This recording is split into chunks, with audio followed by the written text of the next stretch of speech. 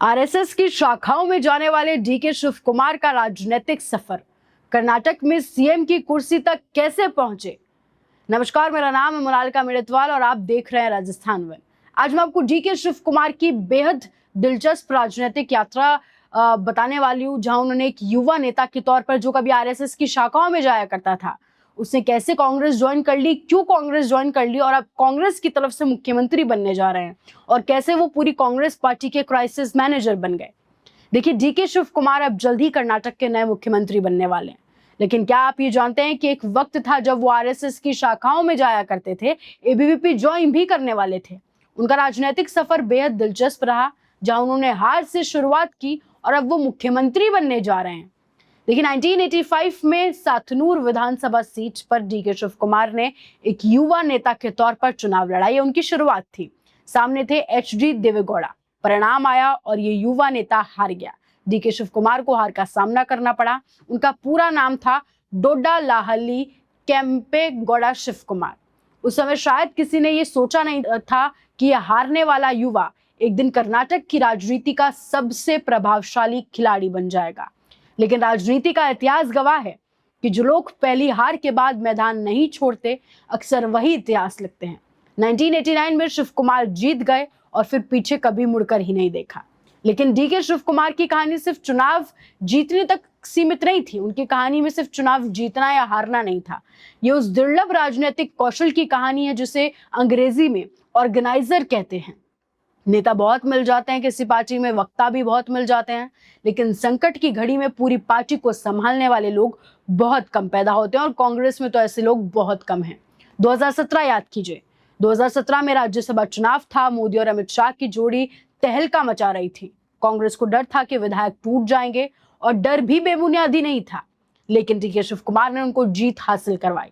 तब कांग्रेस ने गुजरात में नहीं, कर्नाटक में भरोसा ढूंढा, और वो भरोसा थे डीके शिव कुमार, जिस पर वो खड़े उतरे। फिर आया 2018 कर्नाटक चुनाव। भाजपा सबसे बड़ी पार्टी बनी। दिल्ली में जश्न की तैयारियां थी। सबको लगा भाजपा ही जीतेगी। 3 दिन तक पूरा देश एक राजनीतिक थ्रिलर देख रहा था। रिजॉर्ट, बसें, विधायक, निगरानी, रणनीति, क्या कुछ नहीं चला। हर घंटे बदलते समीकरण, और इस पूरे नाटक का निर्देशक थे डीके शिव कुमार। अतः भाजपा हार गई और कांग्रेस जेडीएस सरकार बनी। यहीं से डीके शिव कुमार सिर्फ एक नेता नहीं रहे, वो कांग्रेस के लिए क्राइसिस मैनेजर बन गए। वो आदमी जिसे तब याद किया जाता है जब बाकी सब रास्ते बंद हो जाते हैं। लेकिन राजनीति की कीमत भी कुछ होती है। राजनीति में आपने देखा होगा, एक अच्छा वक्त हमेशा नहीं चलता रहता, कभी कभी बुरा वक्त भी आता है। 2019 में मनी लॉन्ड्रिंग मामले में शिव कुमार तिहाड़ जेल पहुंचे। 50 दिन जेल में रहे। उनके समर्थक सड़कों पर थे।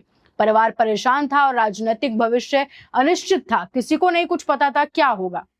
ऐसे में सोनिया गांधी जेल में शिव कुमार से मिलने पहुंचती हैं, उन पर अपना भरोसा जताती हैं। शिव कुमार ये जेस्चर नहीं भूलते और पार्टी की वफादारी की कसम उसी वक्त खा लेते हैं। अब ये कहानी और दिलचस्प इसलिए हो जाती है क्योंकि कभी ये युवा नेता आरएसएस की शाखाओं में जाया करते थे, एबीवीपी ज्वाइन करने वाले थे, लेकिन बाद में उन्होंने कांग्रेस का रास्ता चुना। उनकी पूरी राजनीतिक यात्रा ही इस बात का उदाहरण है कि इंसान का अंतिम परिचय उसका अतीत नहीं, उसका चुनाव होता है।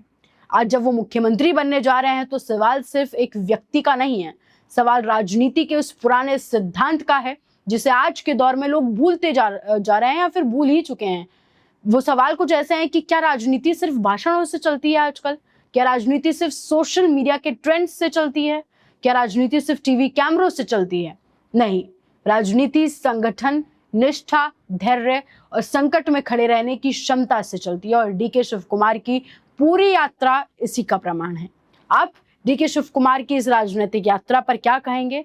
कैसे उन्होंने पूरी कांग्रेस को जोड़कर रखा, एक क्राइसिस मैनेजर के तौर पर कांग्रेस को कभी टूटने नहीं दिया, और कर्नाटक के अब वो मुख्यमंत्री बनने जा रहे हैं। एक हार से उन्होंने शुरुआत की थी। कमेंट सेक्शन में इस पर आपकी राय आप हमें जरूर बताएं, और ऐसी कहानियों के लिए देखते रहें राजस्थान वन।